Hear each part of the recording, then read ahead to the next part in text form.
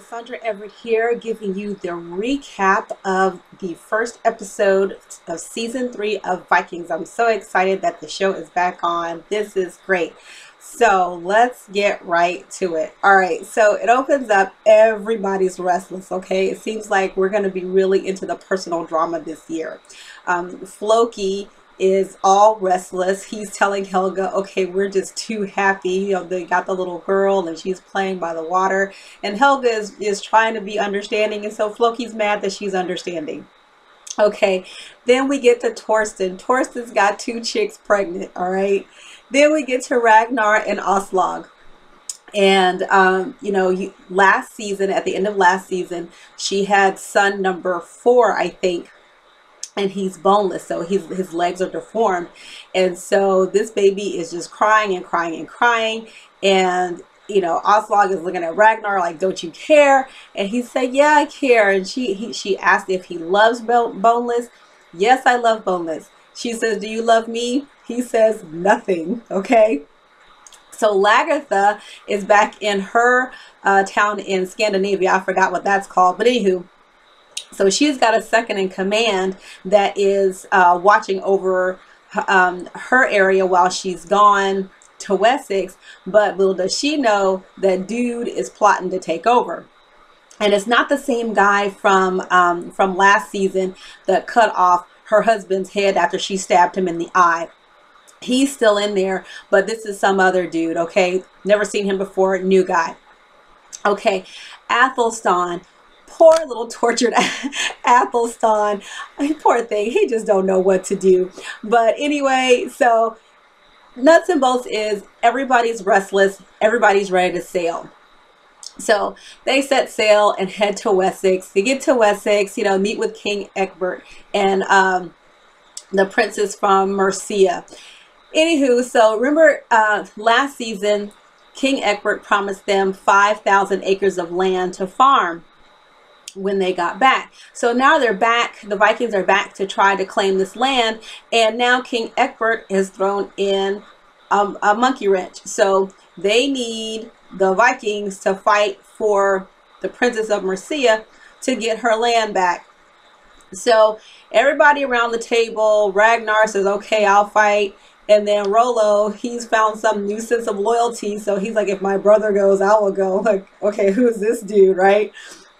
And so nuts and bolts is they get around to Lagertha, because Lagertha's like, this is not our fight. This is not our problem. You said you were going to give us this land to farm. That's what I came here to do. But the king says, okay, well, there needs to be somebody to stay back and help the settlers get settled, and, somebody that they respect and his nobles would respect too. So she said, okay, I'll stay.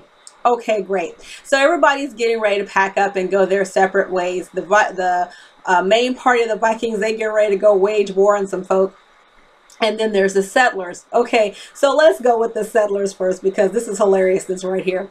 All right, so the king's son, I think his name is Athelwulf, whatever his name is, put it in the comments because I want to get it right. But anyway, so his wife, the princess, King Ailla's daughter, she is really fascinated by Athelstan, and so she goes to him. He's getting ready to leave, and she's like, are you the one that they crucified? And he's like, no, I'm not. So she pulls his hand and she opens his hand and she said, oh my gosh, it is true.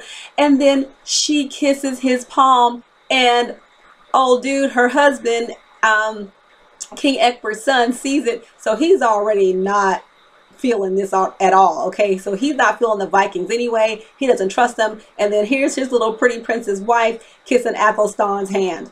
Not even cool. Okay, so again, so they're getting ready to leave. Next thing you know, King Egbert hops up in the wagon with Athelstan and Lagertha. Lagertha's like, okay, you're a king. Why are you coming with us? Nuts and bolts says Athelstan's got to be there to translate. Okay, so so they're cruising along, and King Egbert is looking at Lagertha like she is a steak dinner. Okay, he is eyeballing her up and down. And so finally she says, okay, well, what is he staring at? And so the king goes on, telling Athelstan she's this magnificent woman. She's a mom. She's a fighter. She's a, she's powerful. She slices and dices. And so then Athelstan translates that to, he likes you. Yeah, not even close. All right, so that's them. They're on their way. And then they are, the other ones are going to fight. Now, Bjorn and Porunn are married now, and I'm thinking she's pregnant. They didn't really say that right, outright that she's pregnant, but they're kind of motioning like she's pregnant. But hey, she wants to go fight and she's pregnant. So Bjorn is not very happy about this, but it is what it is, because she's like, hey, you can't stop me. But anywho, yeah, I'm gonna need her to get some more fighting skills though. She did all right, but I'm gonna need her to get some more fighting skills. So anywho, all right, so we're in the battle. So they're sailing down the river. Next thing you know, they got arrows coming everywhere, and they're fighting the princess of Mercia, her uncle and her brother. And so both of these forces are on each side of the river. And so Ragnar decides to attack the uncle side, and they, the Vikings kick the snot out of them. Floki is the one that actually killed the princess of Mercia's uncle, who had taken over and just named himself as king. But Floki axed that dude and took his crown. So now we just gotta wait for little brother. We'll see what happens with that in a future episode.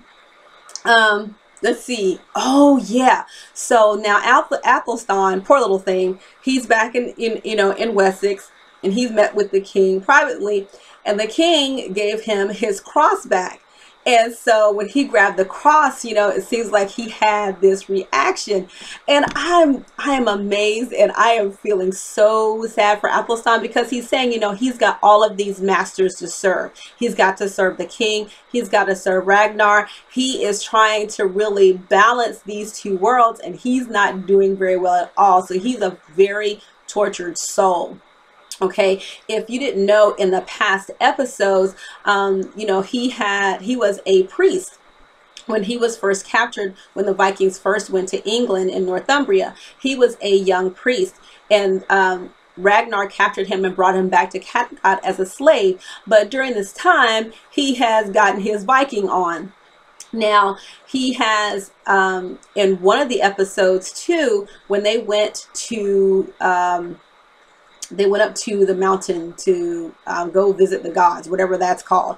Anywho, Athelstan was supposed to be sacrificed, okay? He was going to be sacrificed. Shut up. But anywho, he still had his cross wrapped around his wrist. And so they were like, hey, he's not an acceptable sacrifice to the gods. So, that was that. So anyway, here he is still struggling with Christianity versus believing in Thor and Freya and all of that stuff, and he's struggling. That's all it is. He's struggling. So it's going to be interesting to see what happens with him throughout this season. I think this is going to be a fantastic season as always. I think we're going to see more of the personal relationships happen and see how all that unfolds. So that's it. Thursday nights on the History Channel, 10 o'clock Eastern. Set the DVR. But if you miss it, I'll be right here giving you the recap of what happened. Okay, that's it. Thanks for tuning in, and I will see you on the next video. Bye.